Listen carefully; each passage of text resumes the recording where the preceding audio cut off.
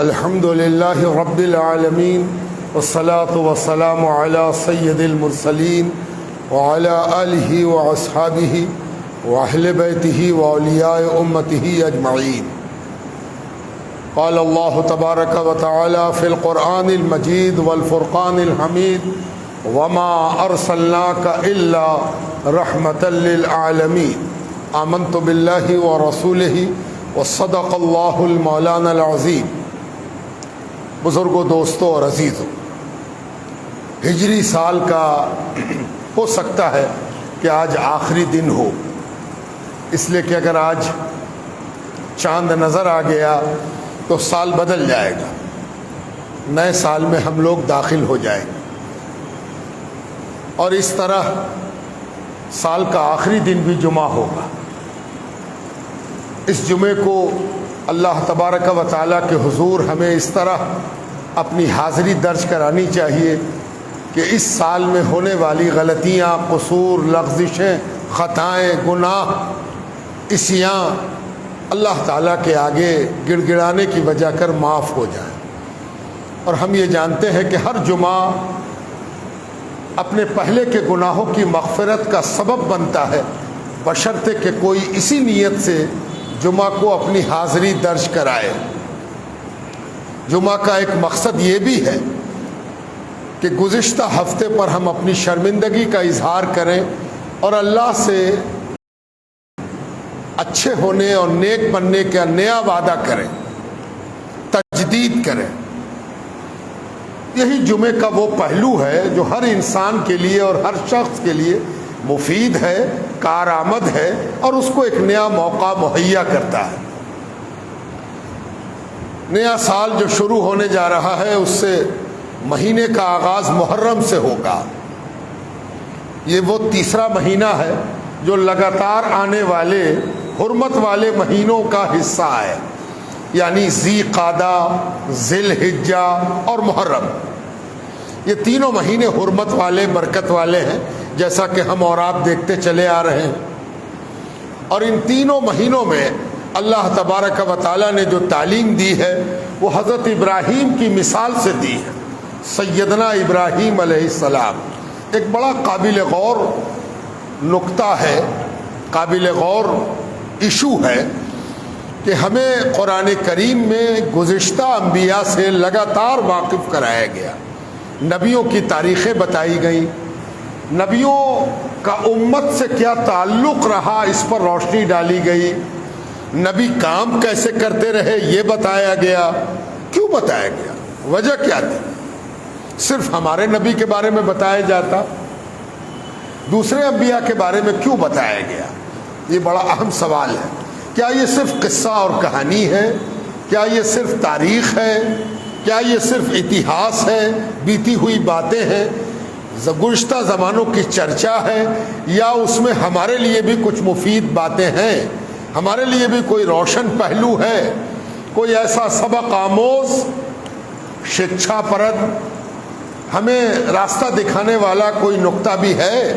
اور جب اس حوالے سے آپ دیکھیں گے تو ایک چیز بڑی نمایاں نظر میں آئے گی، اور وہ یہ کہ جتنے انبیاء کا ذکر قرآن کریم میں کیا گیا ہے ان سب انبیاء میں ایک چیز بہت نمایاں ہے کہ ان کو ان کی قوم نے ستایا، تنگ کیا، انکار کیا، ان پر ظلم ڈھایا، ان کا مذاق اڑایا، ان کا تمسخر اڑایا، کھلی اڑائی، طرح طرح کے ان سے سوالات کیے، طرح طرح سے ان کو زد و کوب کیا، کیریکٹر اسیسینیشن بھی کیا گیا، کردار کشی کی گئی، طرح طرح کے الزامات عائد کیے گئے. یہ چیز جملہ انبیاء کی سوانح میں سب سے نمایاں ہے، اور یہ کچھ کہہ رہا ہے، یہ کچھ بتا رہا ہے، یہ ہمیں کچھ نہ کچھ سمجھانے کی کوشش ہے. یہ کہیں نہ کہیں ہمیں اس راہ کو واضح کر کے دکھانے کی ضرورت ہے کہ جو نبی کا فالوور ہوگا، جو نبی کے راستے پر چلے گا، جو نبی کی سنے گا، جو نبی کی اتباع کرے گا تو اس کی ایک دلیل بہت واضح ہوگی کہ جس طرح نبی کو ستایا گیا اسی طرح نبی کی راہ پر چلنے والے کو بھی ستایا جائے گا. یہ بالکل واضح، صاف ستھرا، اسپشٹ نظر آنے والا جلی نقطہ ہے. اس کو ہمیشہ پیش نظر رکھنا چاہیے.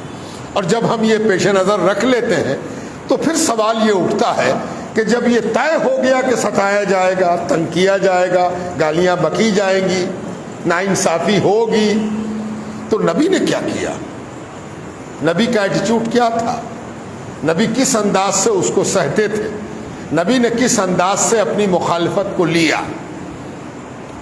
یہ بھی نقطہ واضح رہنا چاہیے کہ جس کو ستایا جا رہا ہے وہ کمزور نہیں ہوتا ہے.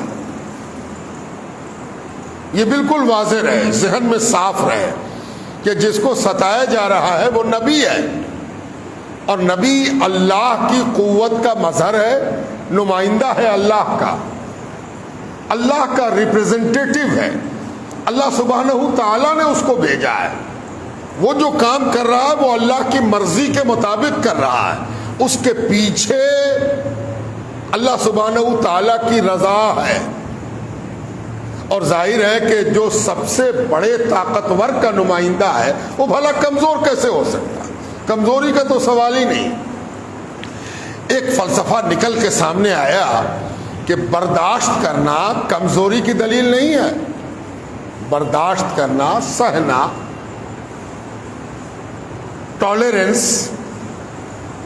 ٹالریٹ کرنا یہ کمزور ہونے کی دلیل نہیں ہے نا. اب اس کو سمجھنے کے لیے ذرا ایک اور مثال سامنے رکھیے. نبی جو سہ رہا ہے تو وہ اللہ کے حکم سے سہ رہا ہے، تو اللہ تو کبھی کمزور نہیں ہے. تو اللہ تعالیٰ اتنے دنوں تک برداشت کرتا ہے.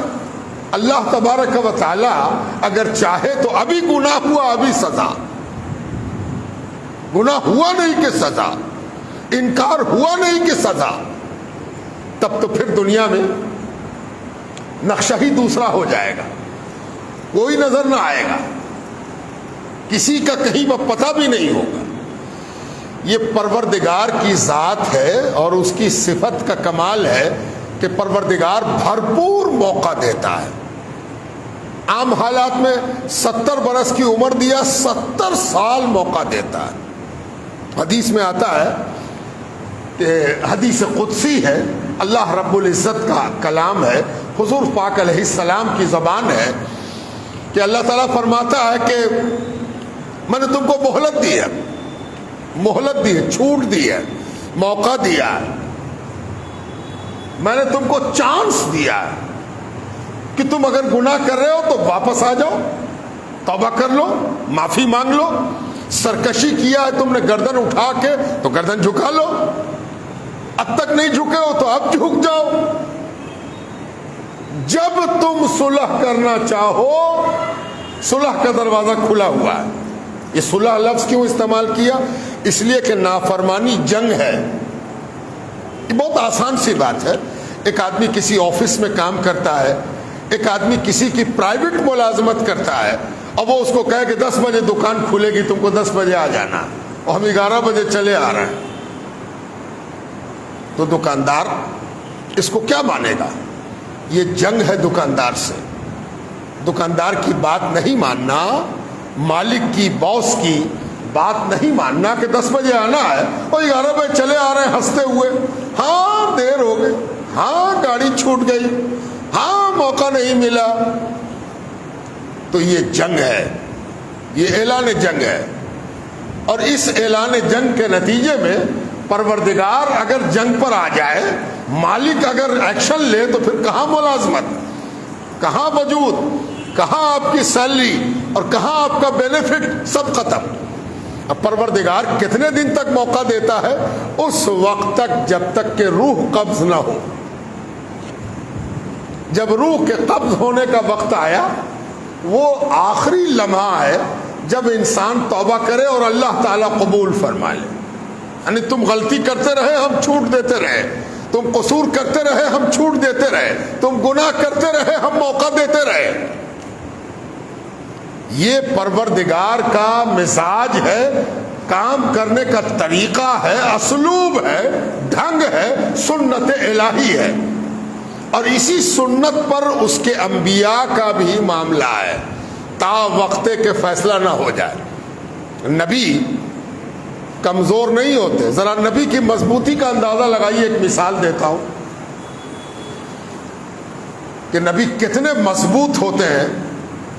حضور پاک علیہ السلام کہ دشمنان مکے میں ایک روز سارا ہیلا, سارا تماشا, سارا گناہ, ساری سختی, زد و کوب, ستانا, تنگ کرنا, مار کاٹ کرنا, بائیکاٹ کرنا, سب کر کے جب آزما چکے تو ایک دن وہ مشہور واقعہ جو آپ کی نگاہ میں ہے کہ حضور پاک علیہ السلام کے چچا اور قوم کے سب سے سینئر بزرگ سردار کے پاس آئے, جناب ابو طالب کے پاس.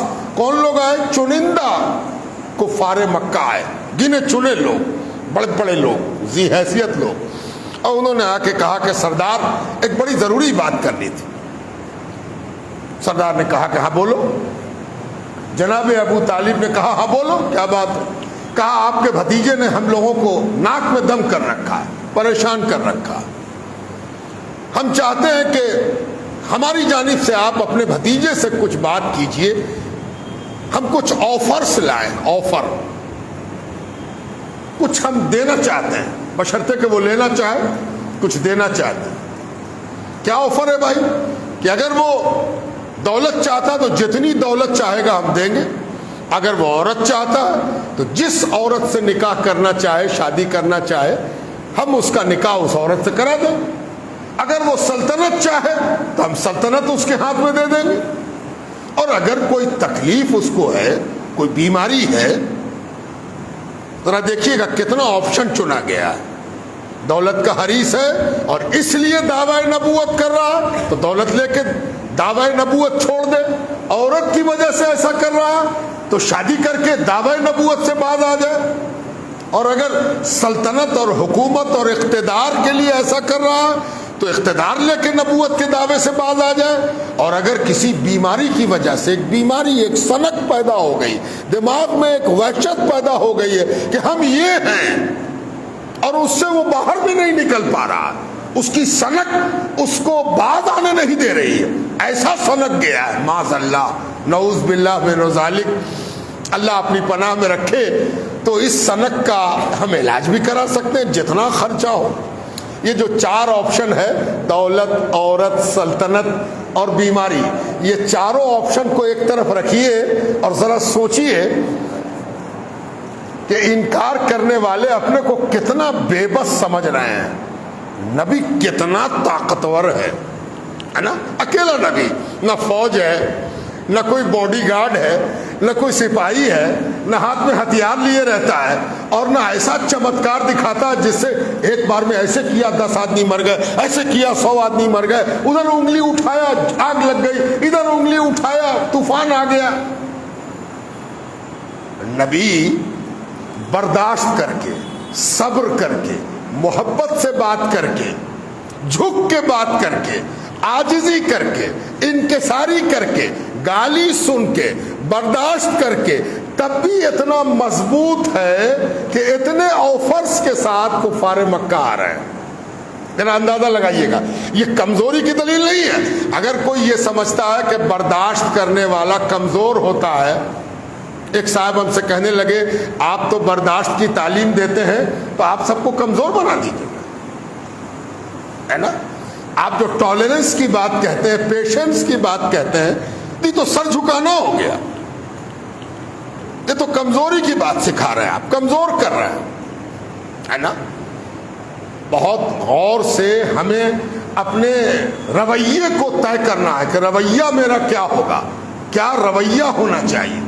اور حضور صلی اللہ علیہ وسلم حیرت ہوتی ہے کہ کیا سرکار دو عالم کا معاملہ رہا ہوگا کہ بڑے بڑے سردار آ کے کہہ رہے کہ دولت لے لے, عورت لے لے, سلطنت لے لے, علاج کرا دیں گے, باز آ جائے, باز آ جائے. یعنی اس نے اس ٹالرنس کے ساتھ اپنے کام کو جاری رکھا ہے کہ یہ ظلم کر کے بھی تھک گئے ہیں. ظالم تھک گیا، مظلوم نہیں تھکا. یہ ہے کار نبوت، اور یہ ہے داعی کا کردار، اور یہ ہے دعوت دینے والے کا کردار، اور یہ ہے تبلیغ کا کردار. تبلیغ کیسے کی جائے گی؟ تبلیغ کرنے والا اگر عجلت پسند ہے، جلدی ہے اس کو، آج ہی بات مان لے، آج ہی گناہ چھوڑ دے، آج ہی مسلمان ہو جائے، آج ہی مومن ہو جائے، آج ہی سنی ہو جائے، تب تو پھر وہ ظلم ڈھائے گا، ہے نا. اور اسی لیے قرآن میں کہا گیا ہے کہ اپنے نبی سے اللہ تعالیٰ ایک بڑی خوبصورت بات اللہ تعالیٰ ارشاد فرماتا ہے کہ دیکھیے، آپ کے ذمے پہنچانا ہے، کمیونیکیٹ کرنا ہے. آپ ابلاغ کے مالک ہیں. ابلاغ کہتے ہیں کوئی بات کو پہنچا دینا، کسی بات کو سنا دینا، کسی بات کو سمجھا دینا، اس کو کہتے ہیں ابلاغ.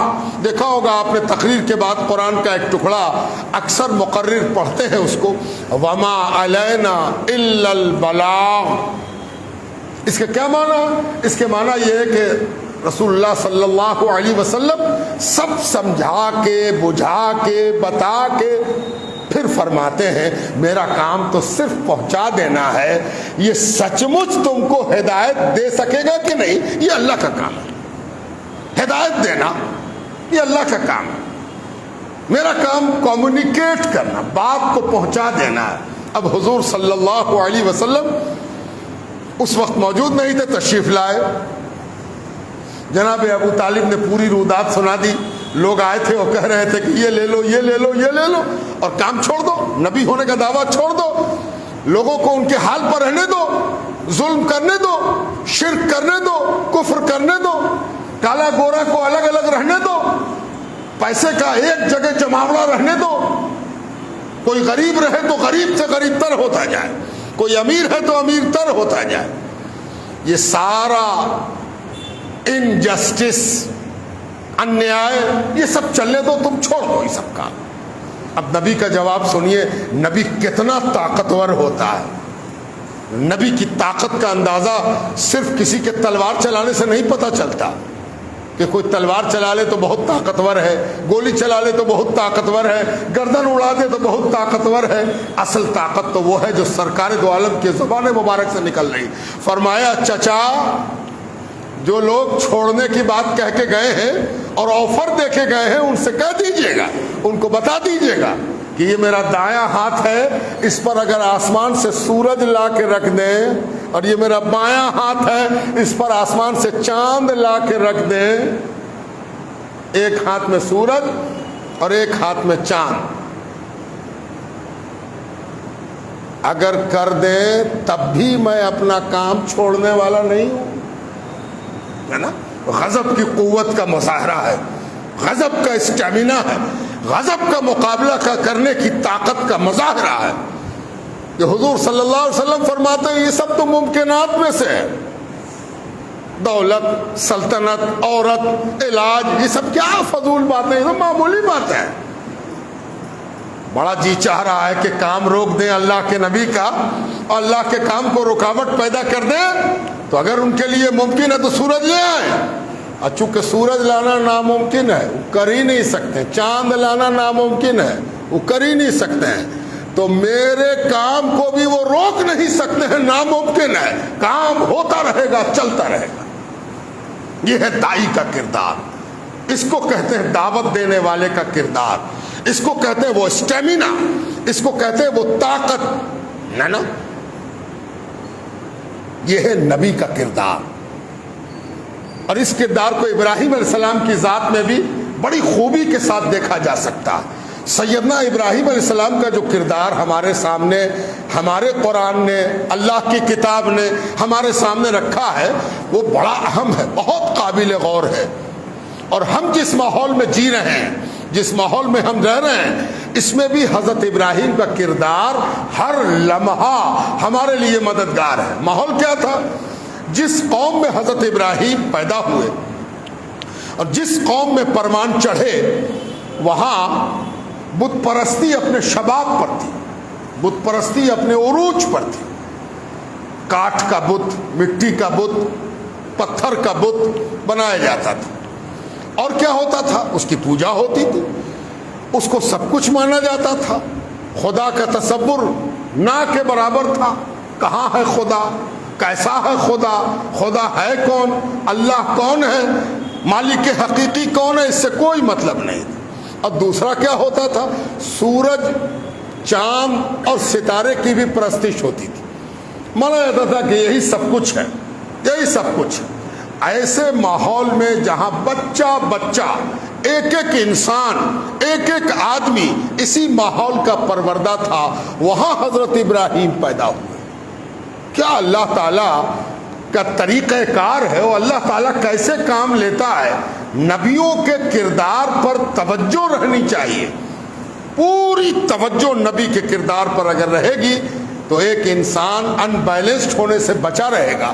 اور اگر کبھی ان بیلنسڈ ہو بھی گیا تو نبی کا کردار اس کی ہدایت کی انگلی پکڑ کر اس کو راہ ہدایت پر چلا دے گا. اب آپ اندازہ لگائیے کہ حضرت ابراہیم کام شروع کرتے ہیں. حضرت ابراہیم جب کام شروع کرتے ہیں تو اس کام کے حوالے سے یہ اندازہ ہوتا ہے کہ وہ لوگ کچھ سننے کو تیار نہیں. حضرت ابراہیم ان سے بات چیت کرتے ہیں، بہت آسان لب و لہجے میں بات چیت کر کے سوال اٹھاتے ہیں. بھئی کیوں پوچھتے ہو؟ کیوں ان کی عبادت کرتے ہو؟ ان کی عبادت کرنے کے پیچھے تمہاری لاجک کیا ہے؟ کیوں ان کو پوجنا چاہتے ہو؟ اور حضرت ابراہیم وہ طریقہ کار اختیار کرتے ہیں جو انوکھا ہے. عجیب انداز کا طریقہ کار اختیار کیا جو بڑا جینوئن ہے، بہت آسان ہے سمجھنے کے لیے. مثلا قرآن کہتا ہے کہ ایک رات آئی. اب جب رات آئی تو حضرت ابراہیم کھلے آسمان کے نیچے جلوہ فرما ہے، تشریف فرما ہے کھلے آسمان کے نیچے. اور جب آسمان کے نیچے کوئی بیٹھ جاتا ہے اور رات اندھیری ہو جاتی ہے تو دیکھنے کے لائق آسمان ہوتا ہے. چاروں طرف ستارے پھیلے ہوئے ہیں. ان ستاروں میں آج بھی آپ دیکھیں گے تو کوئی ایک ستارہ بڑا سا نظر آئے گا. آپ غور سے دیکھیے، بہت سے ذرے کی طرح ستارے ہیں، اس میں سے ایک ستارہ بڑا ہے. اب حضرت ابراہیم اپنی قوم کے ساتھ رات میں آسمان کے نیچے موجود ہیں اور خود کلامی کر رہے ہیں، بول رہے ہیں، کچھ گفتگو کر رہے ہیں، کچھ بات چیت کر رہے ہیں. وہ بڑی دلچسپ بات چیت ہے جسے قرآن نے نقل کیا. اب قرآن جو نقل کرتا ہے اس کو پہلے یہ سمجھیے کہ جس لیول کا اسٹوڈنٹ ہوتا ہے، جس لیول کا طالب علم ہوتا ہے، استاد کو بھی اسی لیول میں آنا پڑتا ہے.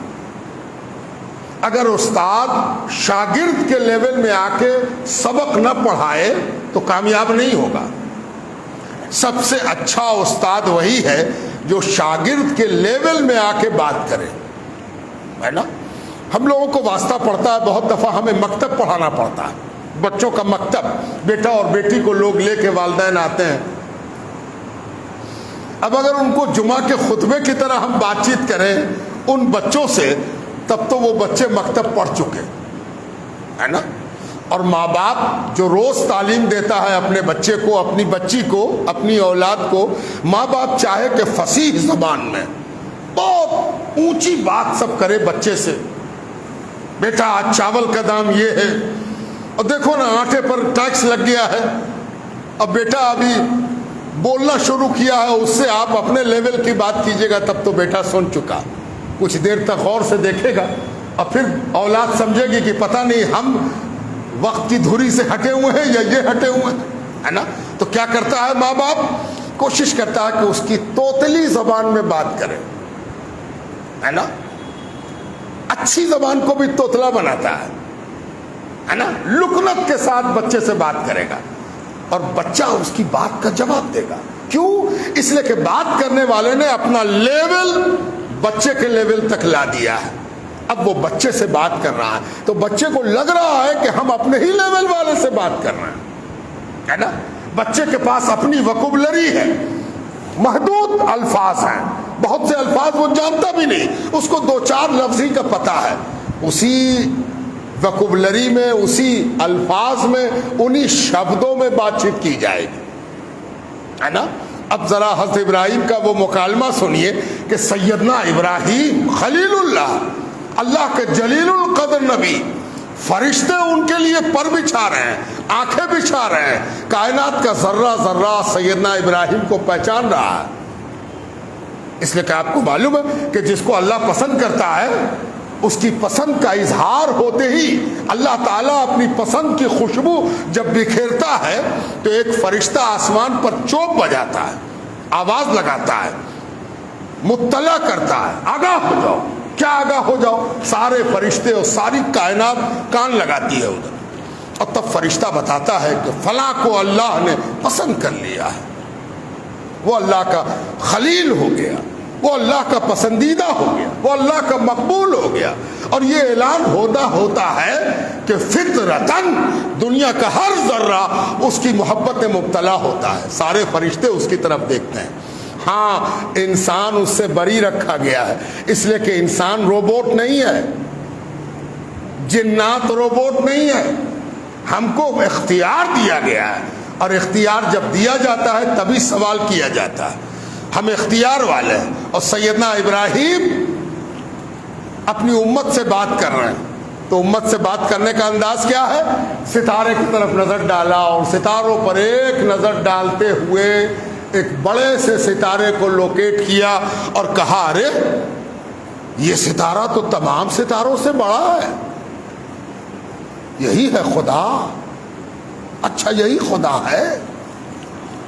خدا کی ایک نشانی یہ ہے کہ وہ سب سے بڑا ہے نا۔ اللہ اکبر۔ اب اللہ اکبر کو سمجھانے کا طریقہ دیکھیے، صدقے جائیے نبی کے، اور نبی کہہ رہے اچھا یہ تو سب سے بڑا ہے، تو یہی خدا ہے، یہی اللہ ہے، یہی معبود ہے، یہی پروردگار ہے نا۔ یہ سوال حضرت ابراہیم کا شک نہیں ہے، یہ حضرت ابراہیم کا شبہ نہیں ہے، یہ استاد گرامی کا اپنے شاگردوں کے لیول تک اترنا ہے تاکہ شاگرد کو بات اچھی طرح سمجھائی جا سکے۔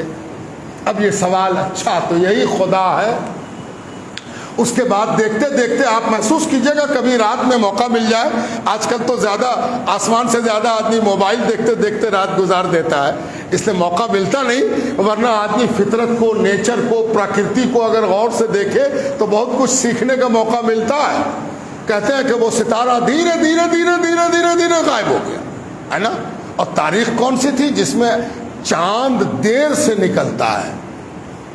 14ویں کا چاند سویرے نکل جاتا ہے، لیکن باقی چاند کو نکلنے میں دیر ہوتی ہے، کبھی کبھی رات کے آخری پہر میں چاند نکلتا ہے۔ تو جب رات کا آخری پہر آیا تو بڑا والا ستارہ غائب ہو گیا، تو جب غائب ہوا تو ابراہیم علیہ السلام کہہ رہے ہیں ارے وہ بڑا والا کہاں گیا؟ وہ غائب ہو گیا۔ تو وہ خدا جو بڑا ہو اور غائب بھی ہو جائے، ڈوب جائے، چھپ جائے، وقت پورا ہو جائے، ہمت نہ ہو کہ پھر ظاہر ہو سکے، تا وقت کے وقت نہ آ جائے، وہ خدا کیسے ہوگا؟ اور اتنے ہی میں چاند نکل آیا۔ اب چاند جو نکلا تو حضرت ابراہیم نے اس کی طرف دیکھا اور کہا ارے یہ تو ستارے سے بھی بڑا ہے، روشن ہے، بہترین روشنی ہے، اس کا چہرہ ستاروں سے زیادہ واضح ہے، کہیں یہی تو خدا ہے؟ یہ گویا امت کی سمجھداری کو چیلنج ہے، امت کی سمجھداری کو، قوم کی سمجھداری کو ایک سوال دیا جا رہا، ایک سمت دیا جا رہا، ایک اندازہ دیا جا رہا کہ تم کو غور کرنا ہے، سنتے آئے ہو اور اس پر عمل کر رہے ہو یہ نہیں چلے گا۔ دین نام ہے غور و فکر کے نتیجے میں صحیح راہ کو اختیار کرنے کا۔ آنکھ کھول کے ماننے کا نام دینداری ہے، آنکھ بند کر کے ماننا یہ دینداری نہیں ہے، یہ جھوٹوں کا طریقہ ہے کہ آنکھ بند کر کے مانو، نہیں، آنکھ کھول کے مانو، دماغ کھول کے مانو، دل کا دروازہ کھول کے مانو، عقل کے حوالے سے مانگو اور مانو۔ کہا کہ یہی تو ہے۔ اچھا، تھوڑی دیر کے بعد صبح ہو گئی، اور جب صبح ہوئی تو آسمان پر نکلا ہوا چاند اپنی روشنی کھو گیا، ہے نا۔ اور جب روشنی کھویا تو روشنی کھونے کی وجہ یہ تھی کہ سورج نمودار ہو رہا تھا، اور جب سورج نمودار ہوا تو حضرت ابراہیم نے کہا ارے یہ تو اس سے بھی بڑا آ گیا، بڑا آ گیا، یہ سچ مچ بڑا ہے، یہی ہوگا، یہی ہوگا۔ یہ سب تعلیم ہے، یہ سب ایک سوال پیدا کرنا ہے، یہ سب سوچنے کی طرف مائل کرنا ہے، یہ فکری ماحول بنانا ہے۔ ایک فکری ماحول بنایا، سوچو، غور کرو، کسی کے کہنے پہ مت مان لو، باپ دادا جو کہتے آئے وہی مت مان لو، ذرا غور کرو کہ یہ ہے کیا۔ پھر جب آفتاب نکل آیا، دھیرے دھیرے دن گزرا اور آفتاب بھی ڈوب گیا، تب جا کے حضرت ابراہیم نے کہا انی وجہت وجہی للذی فطر السماوات والارض حنیفا وما انا من المشرکین۔ ہم نے سب کو دیکھ لیا، بڑا ہو کے بھی چھپ گیا، اس سے بڑا ہو کے بھی ڈوب گیا، اس سے بڑا نکلا وہ بھی ڈوب گیا۔ یہ سب تو عملہ لگتا ہے، یہ سب تو امپلائی لگتا ہے، یہ سب تو مخلوق لگتی ہے۔ یہ مخلوق ہے، اس کا ٹائم طے ہے، اتنے بجے نکلنا، اتنے بجے ڈوب جانا، اتنے بجے نکلنا، اتنے بجے چلے جانا۔ اور سب سے بڑا کوئی اور بھی ہے جو ان سب کو اس کام پر لگائے ہوئے ہے، جس کو تم بھول گئے ہو اور جس کو یاد کرانے ہم آئے ہیں۔ اور انی وجہ تو میں نے تو اپنا چہرہ، میں نے تو اپنا منہ، میں نے تو اپنا عقیدہ اس کی طرف کر لیا ہے جو زمینوں کا اور آسمانوں کا پیدا کرنے والا، آسمانوں کا اور زمین کا پیدا کرنے والا ہے، اس کی طرف منہ کر لیا ہے، وہی اصلی مالک ہے۔ وما انا من المشرکین، اور ہم اللہ کے ساتھ کسی اور کو شریک کرنے والوں میں سے نہیں ہیں، شریک کر ہی نہیں سکتے، اس لیے کہ اللہ کے جیسا کوئی ہے ہی نہیں، کوئی ہو ہی نہیں سکتا۔ یہ ہے حضرت ابراہیم، طریقہ کار، انداز کار۔ اس کو آپ دیکھیں گے تو آپ کو محسوس ہوگا کہ کس محنت سے نبیوں نے کام کیا ہے۔ اور یہ جو اتنی خوبصورت بات آپ نے سن لی، یہ قبول نہیں ہوئی۔ آئندہ دیکھیں گے ہم اور آپ کہ اتنی اچھی بات نبیوں کی، اتنی لاجیکل، منطقی، آسان، دل و دماغ میں اترنے والی، جگانے والی، ہوشیار کرنے والی، لیکن سننے والا کوئی نہیں، سن کے ہٹا دیا گیا، جھٹک دیا گیا۔ تب نبی نے کیا کیا، نبی کا انداز کیا ہوتا ہے، نبی کیا اپنی بات نہیں ماننے والے کو کیا کرتا ہے۔ بہت سے استاد ہوتے ہیں جہاں بات نہیں مانا سٹاک سے ایک چھڑی دیا، ہے نا، نہیں تو گھما کے ایک مکہ دیا، ہے نا۔ اور بہت سے استاد جلدی سزا نہیں دیتے ہیں، استاد موقع دیتے ہیں، نہ بیٹا ایسے نہیں ایسے، نہ بابو ایسے نہیں ایسے، ہے نا۔ یاد رکھیے نبی بھی استاد ہوتے ہیں اور آپ بھی استاد ہیں، آپ سب استاد ہیں، سب اپنے بال بچے کے لیے آپ استاد ہیں، اپنے سے چھوٹے کے لیے آپ استاد ہیں، اپنے سے کم علم کے لیے آپ استاد ہیں، اور اگر آپ مومن ہیں تو غیر مومن کے لیے آپ استاد ہیں۔ آپ پر یہ ذمہ داری ہے کہ دین کو خوبصورتی کے ساتھ پہنچائیے، دین کو اچھائی کے ساتھ پہنچائیے، اور لب و لہجہ کیسا رکھیے، نبی سے سیکھتے جائیے، اس لیے کہ نبی کے کام کے کل پرزے ہیں آپ، نبی سے سیکھنا ہے کہ کام کیسے ہوتا ہے، کام کرنے کا طریقہ کار کیا ہوگا، یہ نبی سے سیکھتے ہوئے چل رہا ہے۔